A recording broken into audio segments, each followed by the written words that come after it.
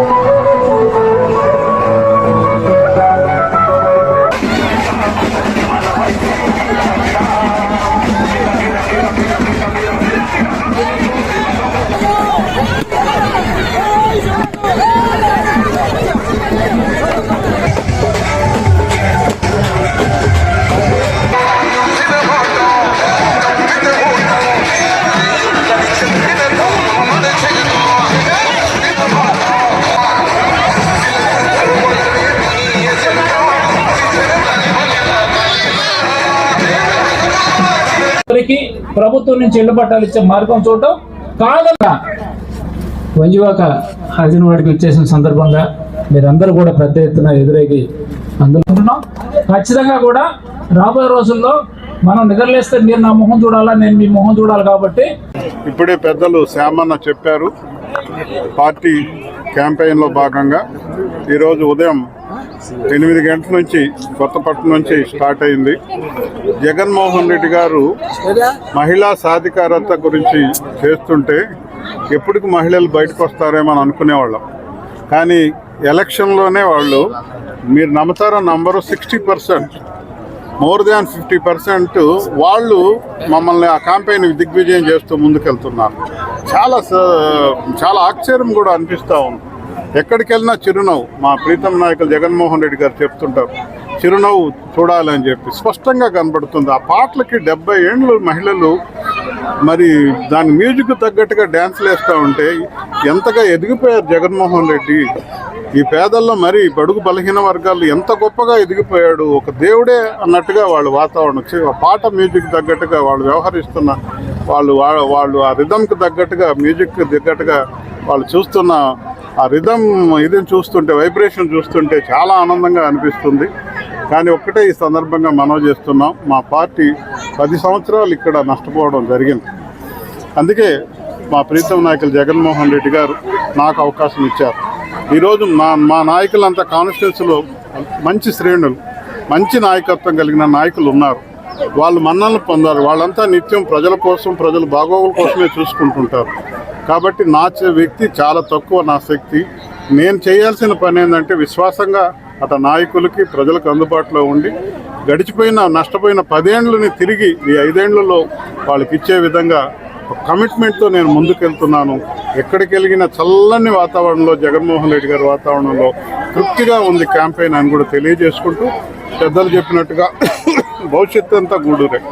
గూడూరు గొప్పగా అభివృద్ధి చెందబోతుందని కూడా తెలియజేసుకుంటూ, మీ ద్వారా నేను తెలియజేసుకుంటున్నాను, ఈరోజు జరిగిన చాలా ఇబ్బందికర పరిస్థితుల్లో జలుబు, జ్వరంతో నేను క్యాంపెయిన్కి వచ్చాను. ఈ ఉల్లాసం, ఈ ఉత్సాహం చూసిన తర్వాత నాలో ఉన్న రుగ్మతలన్నీ కూడా పటాపంచలు అయిపోయినాయి. నేను ఒకటే మనవి చేస్తున్నాను, గూడూరు కాన్స్టిట్యున్సీ వైఎస్ఆర్సీపీ అడ్డా అందరు నాయకులు మొదలు పెట్టారు. నిన్న వాకాడు, అంతకుముందు రూరల్ మండలం, అంతకుముందు టౌను, వరుస పెట్టి అందరూ ఒక్కసారిగా మాకు ఆ శ్రేణులు ఉన్నారు, ఆ నాయకత్వం ఉంది. కాబట్టి జగన్మోహన్ రెడ్డి గారికి ఒకే ఆలోచనతో ఉన్నారు, కానుగ్గా ఇవ్వాలి, గూడూరు మంచి మెజార్టీతో ఇవ్వాలి. మేరిగా మురళన్న నామినేషన్ 23వ తారీఖు ఉదయం గూడూరులో నామినేషన్ పెద్ద ఎత్తున చేయబోతున్నాం కార్యక్రమాన్ని. ఆ రోజు చేసే నామినేషన్ ప్రక్రియతోనే దిశ దశ రెండు కూడా గూడూరు నియోజకవర్గ ప్రజలు ఆశీస్సులు అందిస్తారని చెప్పి మనస్ఫూర్తిగా కోరుకుంటూ 23వ తారీఖున ఉదయం ర్యాలీతోటి మొదలై మేము నామినేషన్ కార్యక్రమాన్ని దిగ్విజయంగా పూర్తి చేసుకోవాలని మేము ఆలోచిస్తున్నాం. ఖచ్చితంగా కూడా దిగ్విజయంగా పూర్తి చేసుకుంటామని మీ ద్వారా తెలియజేసుకుంటాం.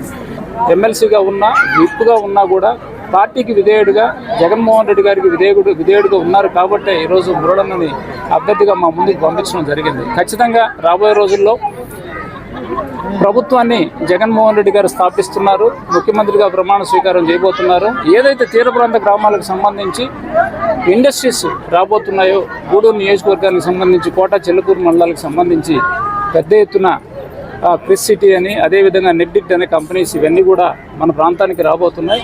ఖచ్చితంగా ఈ ప్రాంత అభివృద్ధికి, ఈ ప్రాంతంలో ఉన్న యువతీ యువకులకు సంబంధించి ఉద్యోగ అవకాశాలు మెండుగా, అంటే ఇప్పటికే జగన్మోహన్ రెడ్డి గారు 75% లోకల్ వాళ్ళకే ఇవ్వాలని చెప్పి ఒక ఆర్డినెన్స్ కూడా ఇవ్వడం జరిగింది. ఖచ్చితంగా ఈ ప్రాంత అభివృద్ధికి, గూడూరు నియోజకవర్గానికి మొదటిగా ప్రాధాన్యత ఇచ్చి ఈ ప్రాంతంలో వచ్చే ఇండస్ట్రీస్ అన్నిటికీ కూడా యువతని ముందుకు తీసుకొచ్చి ఉద్యోగ అవకాశాలు కల్పించేదానికి, గౌరవ ముఖ్యమంత్రి గారికి దృష్టికి తీసుకెళ్లేదానికి మేము ఖచ్చితంగా రేపు మే 13 జరిగే ఎన్నికల్లో మేరీ మురళిని గెలిపించుకుంటాం. అదేవిధంగా మధ్యలో గురుమూర్తిని ఎంపీగా గెలిపించుకుంటే మేము ఇద్దరిని గెలిపించుకొని ఈ ప్రాంతానికి సంబంధించి, ఎందుకంటే ఇవంతా తీర ప్రాంత గ్రామాలు కాబట్టి ప్రాంతాన్ని అభివృద్ధి చేసుకునేదానికి మేము మా వంతుగా మేము కృషి చేస్తూ, అదేవిధంగా శాసనసభ్యులు ఉంటే నేరుగా ముఖ్యమంత్రి గారి దృష్టికి తీసుకెళ్లి ప్రాంత అభివృద్ధికి మాకు తోడ్పడతారని చెప్పి మేము ఈరోజు చేసిన ఏదైతే ఈ ప్రచార కార్యక్రమానికి సంబంధించి ఉదయం 8 గంటల నుంచి తిరుగుతున్నామో, ఏ గ్రామానికి వెళ్ళినా కూడా